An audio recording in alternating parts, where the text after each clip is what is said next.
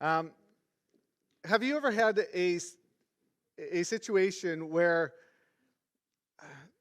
something just goes wrong and you don't really know what to do, and so your only solution is to just hide it? I had one of those situations when I was a sophomore in high school. My friend Ryan and I, is Sharon here? Yeah, it's her son's fault. Okay? My friend Ryan and I were hanging out and we started roughhousing, and I don't remember the details of how it happened, but I ended up on Ryan's back, and Ryan decided that the best way to get me off was to ram me against my bedroom wall, which brought the roughhousing to an abrupt end, not because anybody got hurt, but because the drywall caved. Now, I don't know what you would have done in that situation, but I became an instant fan of posters. Right? The bigger, the better. And so I just put a large poster over the indent in my room, and I just made sure that my dad had no reason to go in that room for like well over a year.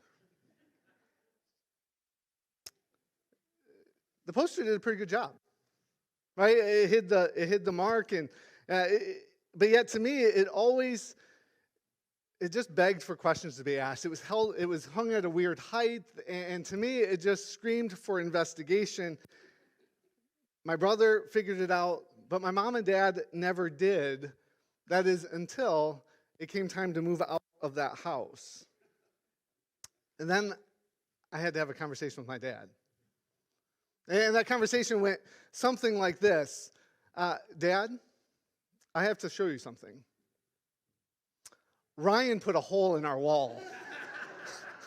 Right? Now, my dad was not happy about the hole, but to be honest with you, it really didn't end that badly for me. My dad made me buy some of the supplies to fix the hole, and I had to help him fix it. But in the end, the wall was fixed, and I was left wondering why I had lived with that secret for so long. Sometimes in life, things get broken, and you don't know what to do or who you can go to help. And so it feels like in those moments that our only option is to just hide the brokenness. Just tuck it away. Just put it behind a poster. Make sure no one comes in the room to see it. But the problem is that secrets like that, they become something that we have to carry with us. They become an area of brokenness in our life that often plays out in other areas of our life, multiplying our problems. Now, a hole in the wall really isn't that big of a deal. But there are other areas of brokenness that exist within our lives that can influence the whole direction of our lives. It can shape the relationships that we have. It can even affect our self-perception. And so the first thing that I need us to recognize as we move into this topic today is that we are broken people. All of us. Right? It's not some of us that are broken. It's not even most of us that are broken. It's all of us are broken people. All of us struggle. And so what I mean by saying that we're broken is this, that how we perceive and how we interact with God, with each other, even with creation itself, is warped.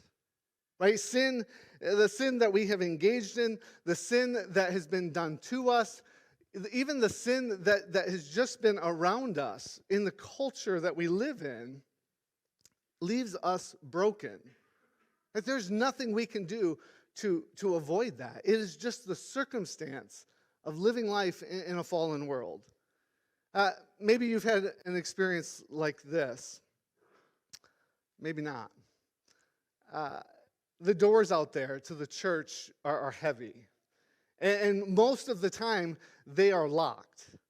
And so I have gotten into the habit that when I come to church, I insert my key into that lock, and I turn the key and open the door. The only thing is, I'm lazy. Maybe efficient. I don't know. You be the judge. But instead of turning that key and opening the door with the handle, it's just become easier for me to put that key in there, turn the key, and pull on the key to open that door. right? And that works fine, except it's not the way that that door is intended to work. And so there's been a couple of occasions where I stick that key in, and as I'm sticking it in, I twist just a little too early, right? And that key, instead of turning the lock, that key bends. If I'm lucky, well, that key, it goes into that lock and it just sticks a little bit, and I can kind of bend it back. The times that I've been unlucky, the key's junk, right? It will no longer interact with that lock in the same way, and it is fully broken.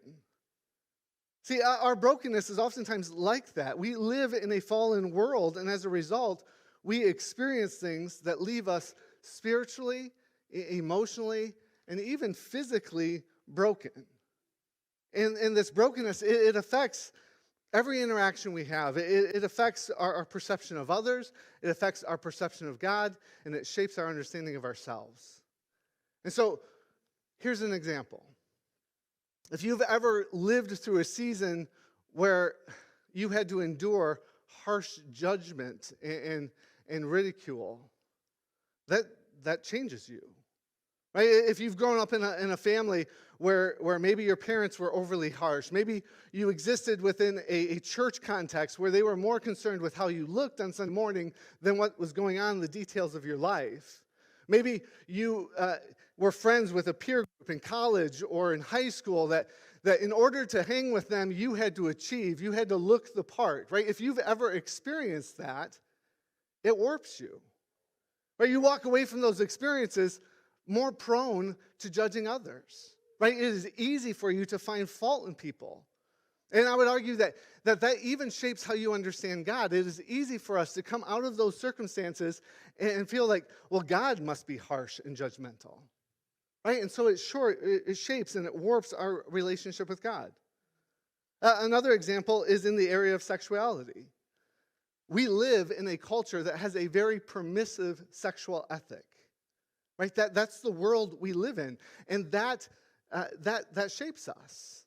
Right, I would argue that all of us are affected by it because we can't escape it. It is on every screen that we flip on. It's at the grocery store as you go through the checkout counter. Right, the sexual ethic of our culture is full as an effect on us, and so I would argue that almost all of us have a natural bent when it comes to our sexual ethic towards dysfunction and rebellion, right? That is just a reality that we live in. Now, can it be fixed? Oh yeah, but it takes time, right? God can work those things out of us, but it takes time. It takes faith. It takes obedience. I think the same thing happens in our culture in the area of materialism. Right? Our culture bends our relationship with stuff to such an extent that we have an unhealthy relationship with the material blessings that God has given us. Right? It's easy for us to look at those things and to think that those material things, they're going to give us fulfillment, they're going to give us purpose, they're going to give us security. And we're often shocked when they don't deliver. Right? So we think that, man, if I just get a nicer house, well, then I'm going to be happy. Then I will have arrived. And the reality is you get the nicer house, and you still don't feel fulfilled. Right? You enjoy the comforts of that new house, but there's still something missing. Right? Or we think, if I could fully fund my 401k, well, then I would feel secure. But as that sucker grows, you just feel more insecure because you've got more to lose. Right? Like, see, these are things that are the domain of God, and when we start looking to material things to fulfill that need, it warps us, it shapes us. And that's a direct result of the culture that we live in. Now, those are just a few examples, but we each have had countless interactions and experiences that have left us broken in one way or another. And as we follow Jesus takes us on a journey that helps us understand how we've become broken, right? How the sin in this world has warped and shaped us, and then he takes us on a process to heal us, right? That is what the Christian walk is all about.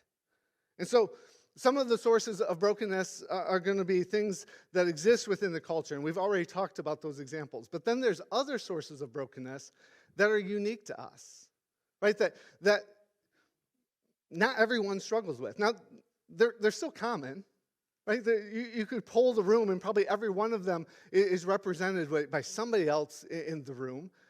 But they're just more unique. They're just struggles that we struggle with that maybe the person sitting next to us doesn't have to deal with in the same way. And so some examples of that personal brokenness are things like abuse that you've had to endure. Maybe regrets, right? Mistakes that if you could have a do-over, you would take it. Maybe you have an ongoing struggle with sin, a temptation that leaves you feeling defeated and hopeless. Maybe you face addictions.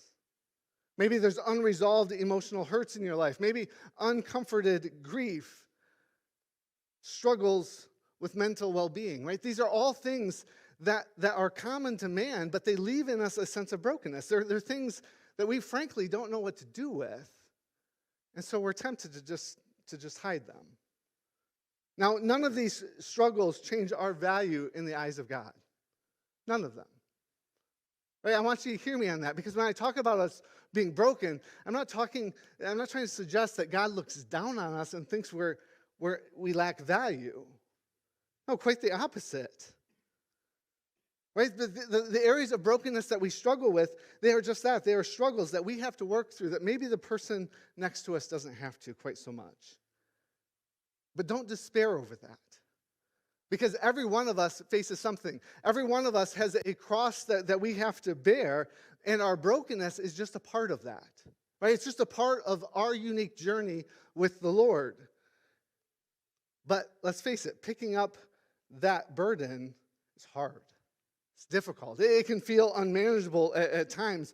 And what often does feel manageable is to hide it. Right? To just tuck it away, pretend it's not there. Don't talk about it, and ignore it and try to keep it hidden.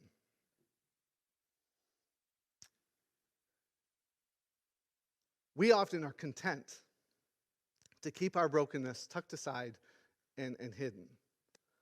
This is the beautiful thing about Jesus. This is the beautiful thing about our God. He is not comfortable leaving us there in that spot. He is not content to leave us in that place. And so Jesus constantly takes us back around.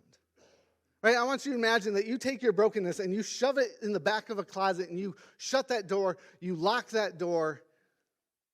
As you walk with Jesus, as you do life with Jesus, He is going to consistently bring you back around to that locked door. And every time He's going to bring you to that door and He's going to ask the same question: are you willing to unlock it? Can I go in?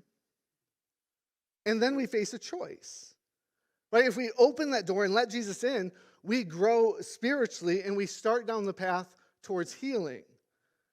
But if we deny Jesus access to that room, well, then we stagnate in our spiritual growth, and we often perpetuate cycles of sin in our lives. Right? That brokenness comes to the surface in any number of ways. Right? Maybe that short temper that's keeping everyone around you on edge, right? That's hurting your relationships at home and in the workplace. Maybe that's a result of some brokenness that's not been dealt with. Maybe the growing problem that you have with alcohol, maybe that's not just that you're stressed out and that you need to unwind. Maybe there's some brokenness that needs to be dealt with. Right? Maybe that problem with porn that is just devastating your marriage and filling your life full of shame and hurt. Maybe that's the result of some brokenness that needs to be dealt with. Right? That depression that keeps you locked away and isolated. Maybe that's brokenness coming to the surface. I think you follow where I'm going here. So many of the problems that we deal with, so many of the things that leave us feeling defeated, they're the result of brokenness that we've shoved in the closet and we've tried to pretend that's not there, but it keeps coming to the surface. And we need to recognize that every time one of these moments comes up, every time this brokenness bubbles to the surface, Jesus is giving us an opportunity. Right? He's there asking the same question. Can I come in? Will you unlock that door? And we are reluctant to let Jesus into that space because we think that if we open that door, all we're going to find there is our brokenness. Right? We think we know what's there. What we don't realize is that Jesus brings grace. And so to experience that grace, we often have to bring that brokenness out into the open. See, all the pieces might fit in that closet, but there's not enough room in there to fix it. Right? To fix it, we have to allow it to be brought out into the open so that Jesus can do his work, so God can do his work in us. I want to talk about the woman at the well. We introduced her last week. We talked about her a little bit when we talked about shame. But today, I want to read her story in full. And this is a long passage, but I want to read it in full and then just make some comments about what she was going through. And so follow with me. This is John 4 through 30. It says this. Now he had to go through Samaria. The he here is Jesus. And so he came to a town in Samaria called Sychar, near the plot of ground Jacob had given to his son Joseph. Jacob's well was there, and Jesus, tired as he was from the journey, sat down by the well. It was about noon. When a Samaritan woman came to draw water, Jesus said to her, "Will you give me a drink?" His disciples had gone into town to buy food. The Samaritan woman said to him, "You are a Jew, and I am a Samaritan woman. How can you ask me for a drink?" For Jews do not associate with Samaritans. Jesus answered her, "If you knew the gift of God and who it is that asks you for a drink, you would ask him, and he would have given you living water." "Sir," the woman said, "you have nothing to draw with, and the well is deep. Where can you get this living water? Are you greater than our father Jacob, who gave us this well and drank from it himself, as did also his sons and livestock?" And Jesus answered, "Everyone who drinks this water will be thirsty again, but whoever drinks the water I give them will never thirst. Indeed, the water I give them will become in them a spring of water welling up to eternal life." The woman said to him, "Sir, give me this water so I don't get thirsty and have to keep coming here to draw water." He told her, "Go and call your husband and come back." "I have no husband," she replied. Jesus said to her, "You are right when you say you have no husband. The fact is, you have had 5 husbands, and the man you now have is not your husband. What you have just said is quite true." "Sir," the woman said, "I can see that you are a prophet. Our ancestors worshipped on this mountain, but you Jews claim that the place where we must worship is in Jerusalem." "Woman," Jesus replied, "believe me, a time is coming when you will worship the Father neither on this mountain nor in Jerusalem. You Samaritans worship what you do not know. We worship what we do know, for salvation is from the Jews. Yet a time is coming and has now come when the true worshipers will worship the Father in the Spirit and in truth, for they are the kind of worshipers the Father seeks. God is spirit, and his worshipers must worship in spirit and in truth." The woman said, I know that Messiah, called Christ, is coming. When he comes, will he explain everything to us?" And then Jesus replied, "I, the one speaking to you, am he." Just then the disciples returned and were surprised to find him talking with a woman, but no one asked, "What do you want?" or "Why are you talking to her?" And then leaving her water jar, the woman went back to town and said to the people, "Come and see a man who told me everything I ever did. Could this be the Messiah?" They came out of the town and made their way toward him. That woman's brokenness dominated her life. And we talked about that some last week.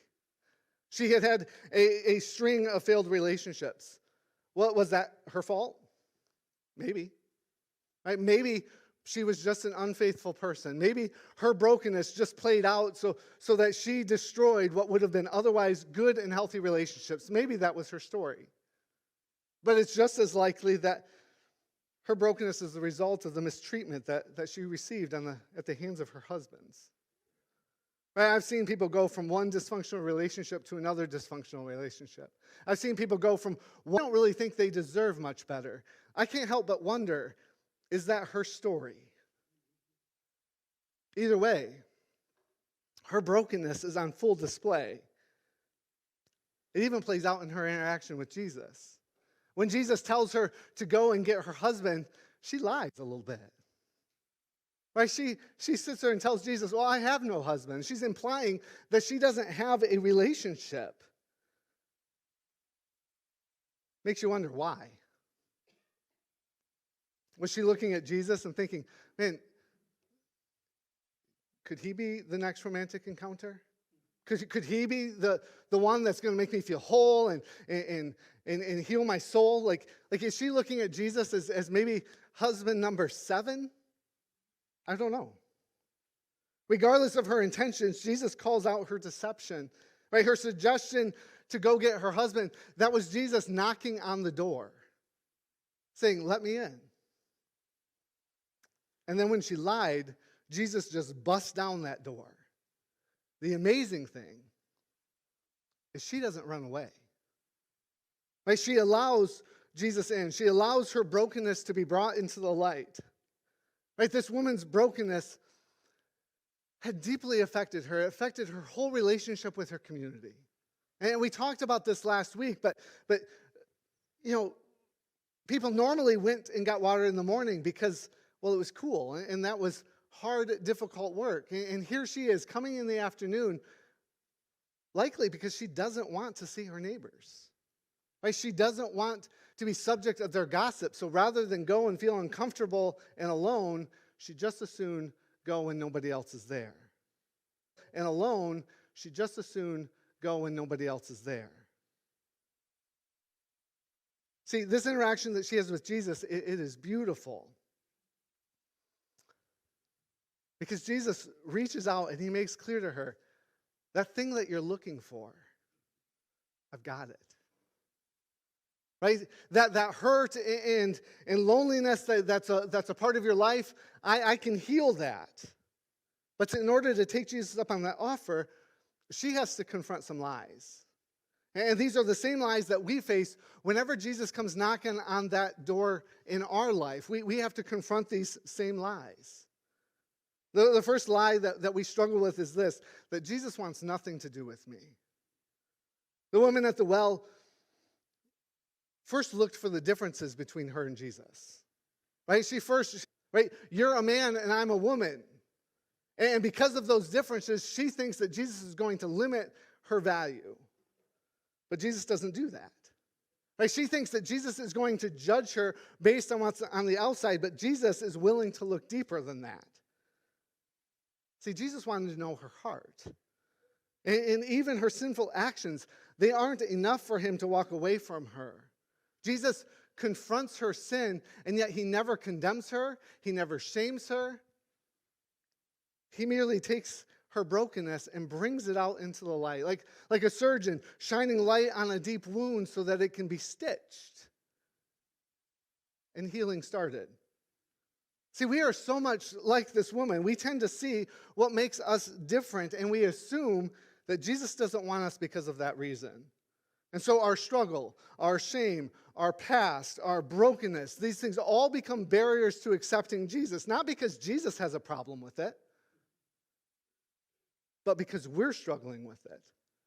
Right? Jesus comes to that door and says, let me in. Let's clean up this mess. And we look at Jesus and we say, oh, Jesus, you don't want in there. See, we think that the mess disqualifies from us from a relationship with Jesus, but the reality is that the mess just illustrates our need for a relationship with Jesus.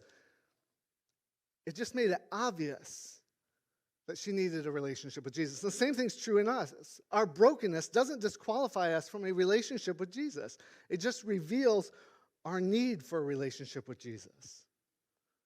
Lie number 2. We believe that Jesus can't use my brokenness. Right? The second lie that we believe is that Jesus can't use our brokenness. And one of the ways that our relationship with the Lord grows is that over time, as we engage in mission, right? We join God in his work with humanity. We see God work in amazing ways, and our faith grows. But oftentimes, we feel disqualified from that work. We feel like we have nothing to offer, that we are the broken one that needs help, rather than trusting that God can use us, even in our brokenness, to bring healing to others. And so we look at our struggles, our past, our brokenness, and we think, man, I'm disqualified from serving. And so when that coworker or that family member is struggling, rather than offering them God-centered counsel, rather than inviting them into our Christian community that can support and help them, we just keep our mouths shut. Or worse yet, we just offer the same worldly nonsense that everyone else is saying to them. Right? We hold back. See, this reluctance that we feel, it's not because we don't have something of value to offer. Right? It's not because God would be unwilling to use us in those circumstances. Our reluctance is completely the result of shame. Right? It's the result of thinking that we aren't worthy. Right? It's from fear that those that we're talking to, they're going to judge us as a hypocrite. Because they don't yet know the encounter that we've had. Let's face it.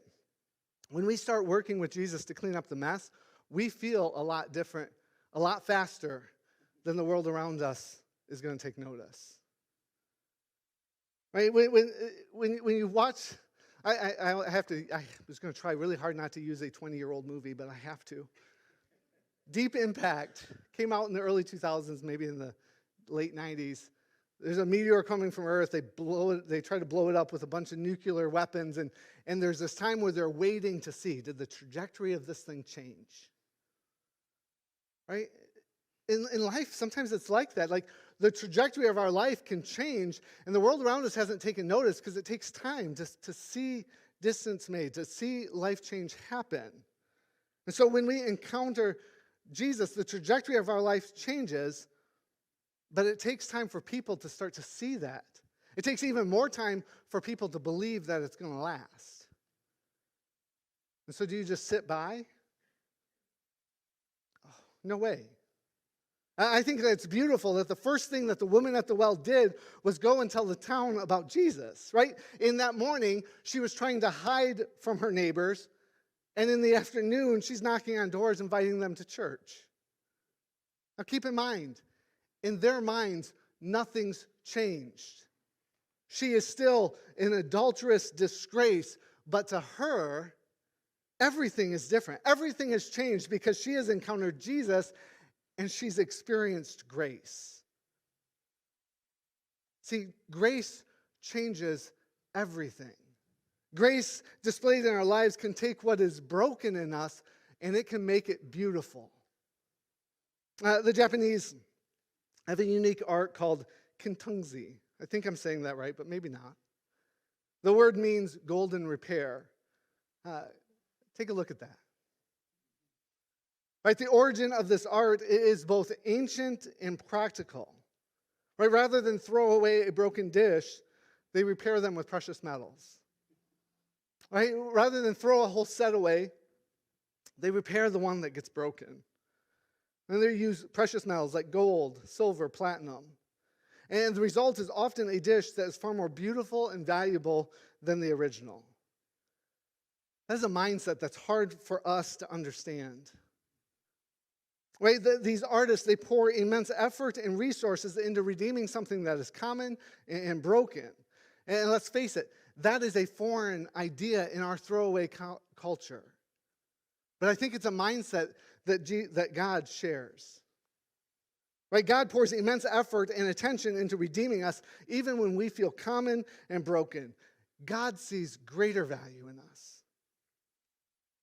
The best part is that as God brings healing to our brokenness, that brokenness becomes something beautiful because it puts God's grace on display. Listen to the words of the Apostle Paul as he reflects on his own brokenness and how God met that need. He writes, 3 times I pleaded with the Lord to take it away from me. But he said to me, my grace is sufficient for you, for my power is made perfect in weakness. Therefore, I will boast all the more gladly about my weakness so that Christ's power may rest on me. That is why, for Christ's sake, I delight in my weakness, in insult, in hardship, in persecutions, and difficulty. For when I am weak, then I am strong. See, my encouragement to you today is that not only can God heal your brokenness, God can make it beautiful. God can redeem it so that it doesn't just remain a point of shame in your life, but it becomes a point of, it becomes a powerful part of your testimony. Right? The brokenness in our lives, it doesn't have to trigger shame. It can become a powerful part of our testimony.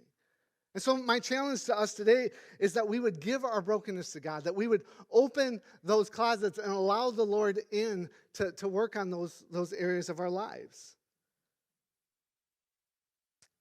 But giving our brokenness to God, it has a couple of steps. The first step is we need to quit hiding our brokenness.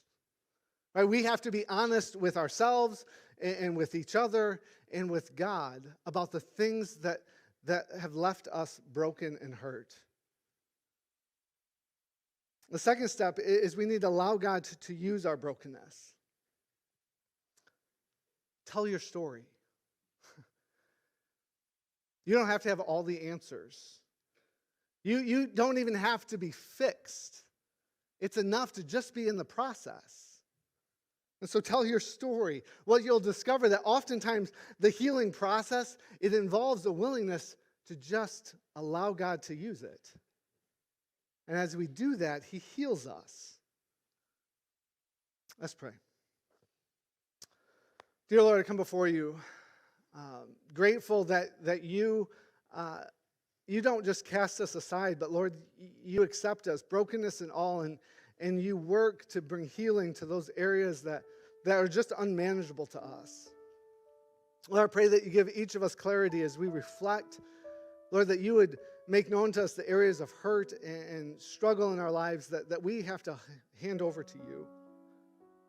And Lord, I pray that you'd give us the courage to do that. Lord, give us the wisdom to support and encourage those around us. Lord, I pray that shame and judgment would be absent from your people, but instead grace and forgiveness and love would abound. Lord, we pray this in your holy name. Amen.